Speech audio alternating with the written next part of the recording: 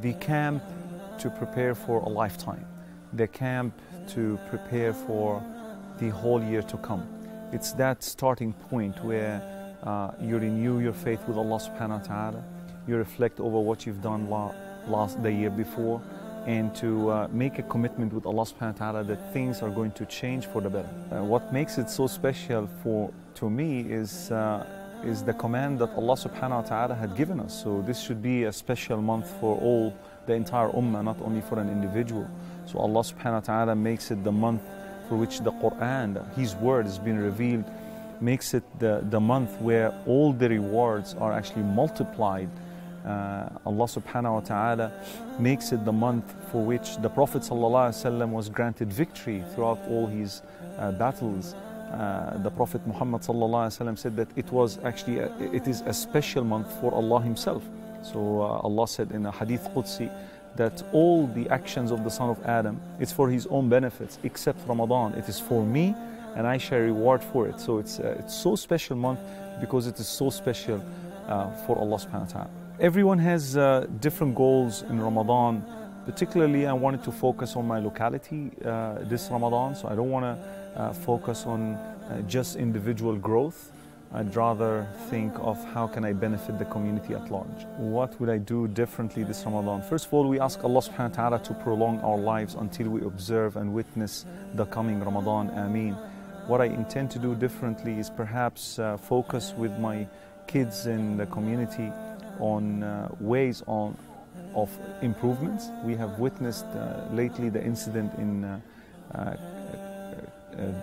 New Zealand where 50 lives been lost, and we saw the non-Muslim communities almost everywhere offering, showing empathy and showing support and showing love, and coming to our houses and doors and knocking our doors, giving flowers everywhere.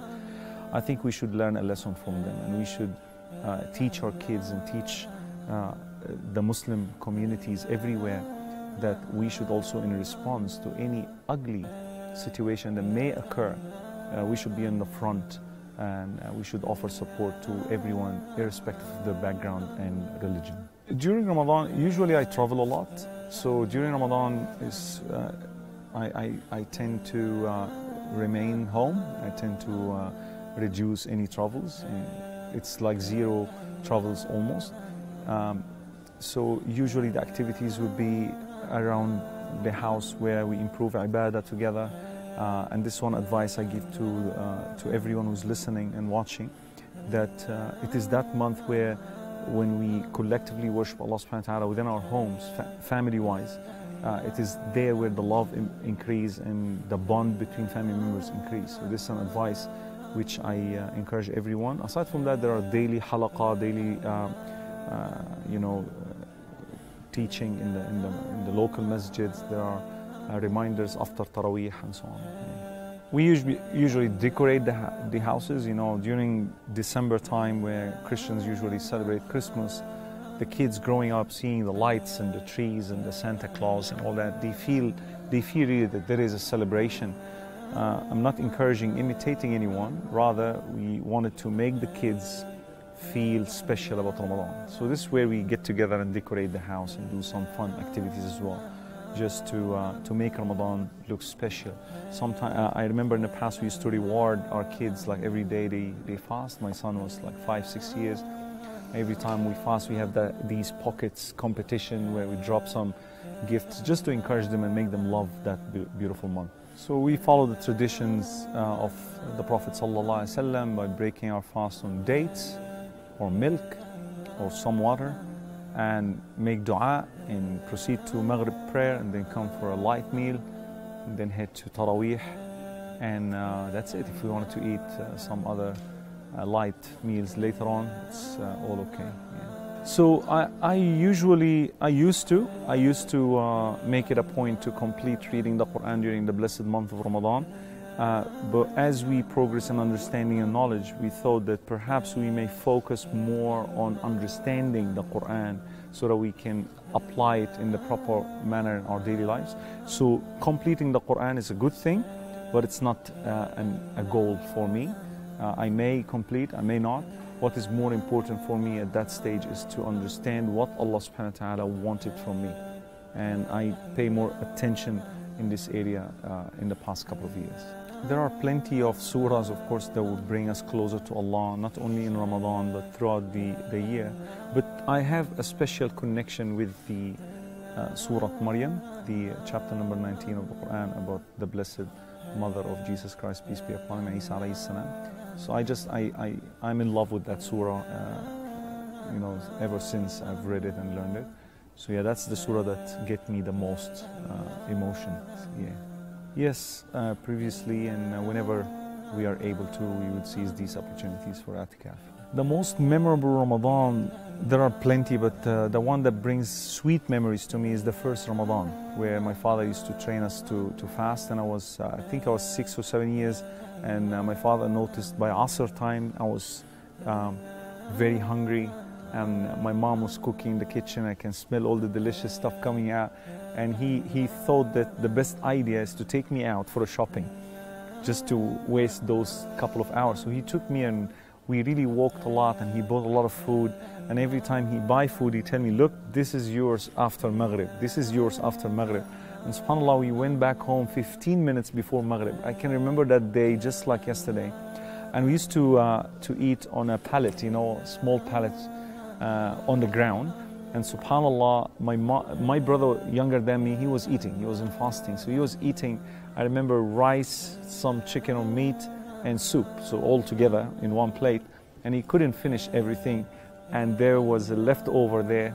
5 minutes before Maghrib, I dived in and I finished the whole plate. That was my first Ramadan. What do I do for a living? At the moment, I'm the student counselor of a large Islamic school in Australia, in Western Australia, in Perth. It's called the Australian Islamic College. I also teach year 11 and 12 in the same school, Islamic Studies. How do I balance? Working in an Islamic school, mashallah, so we work from 8 in the morning, and then in Ramadan they reduce the amount of periods per day. So we leave really early. We leave like 2:30 in the afternoon, so we have plenty of time before Maghrib to focus on ibadah, to focus on salah and so on. Also for other people maybe who live a bit far from the school. So alhamdulillah, the atmosphere, the Islamic environment that I work at gives all the help necessary for us to have a perfect Ramadan.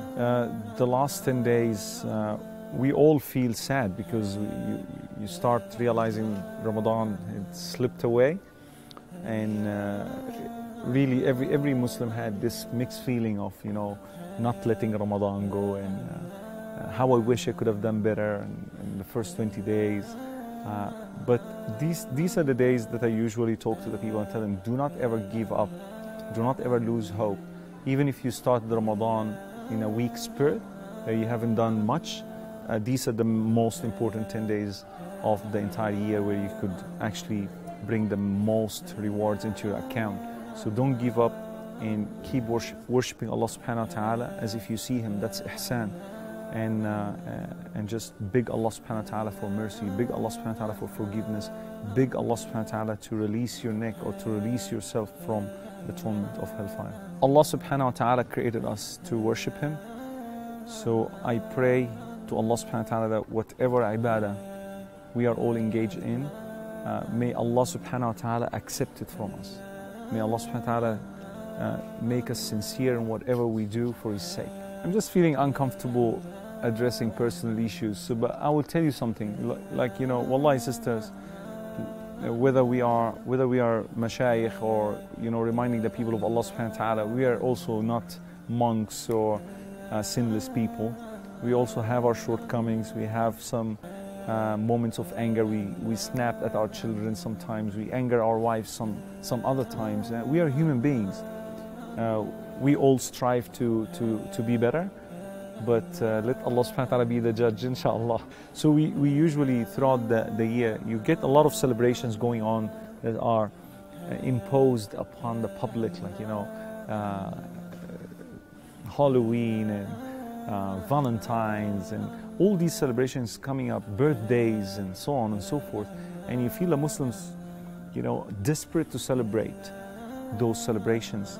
And so the Prophet ﷺ said, to every nation, to every people, to every group of people, there are celebrations, but this is our celebration. So the Prophet ﷺ emphasized on the importance of celebrating these two occasions only.